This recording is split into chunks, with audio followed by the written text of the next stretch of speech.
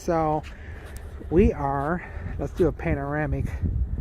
First I got this pile of salt You need to get all the wavy designs that we drove 40 miles to look at.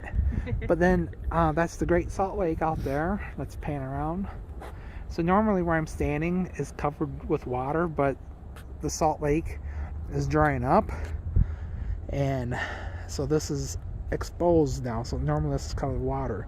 So Jody has been doing extensive research. Not extensive. On these things. Don't walk on there. You're not supposed to ruin it. I'm not walking on. There's footprints.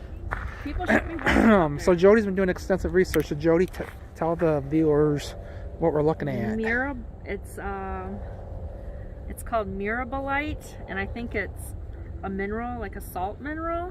And I think I read that there's like springs in here, and so the spring will bubble up and all this mineral deposit will be here. And then once the spring gets frozen or blocked or something, then it bubbles up somewhere else. I think that's what I read. Well, I doubt if it freezes, it just gets plugged up probably, don't it?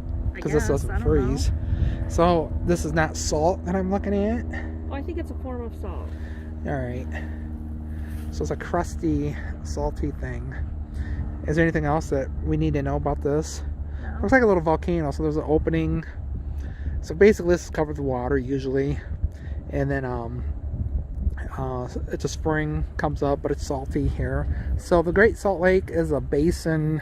Basically, it doesn't drain into anything else. So everything around here drains into Salt Lake.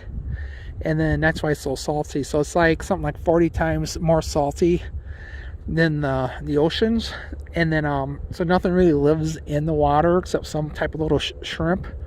And then so that's a popular thing with birds. So this is tiny little shrimp. And then so birds migrate here, stop over on the way north and south to Canada. So right now is not a migration time, but north of here there's like a big huge bird sanctuary thing that's all swampy like, and it's kind of weird. And there's like, I don't know, like 100 different versions of birds there. So I'll tell you a story about, so years ago this pink flamingo escaped from a zoo around here, and they call them Pink Floyd. And what this flamingo did, he hung out with like the seagulls or some other type of bird here for like years and years and years, and he became a tourist attraction. They could never catch him, but he just hung out with this flock of seagulls, and they called him Pink Floyd. And I think he actually migrated, I had to read about this, but I think he actually migrated with this flock of birds that he was with. So every year he'd come back here and hang out. He was like not native to North America, but he just found a flock of birds to hang out with. And then so he got quite old, and then he just quit showing up one year, so he must have got old and died. So it's a sad story, but the good story is that he got to live free from the zoo. But his name was Pink Floyd. Google it if you think I'm lying. So we're gonna go up here and look at the shore, because Jody thinks. So we drove like 40 miles to get here.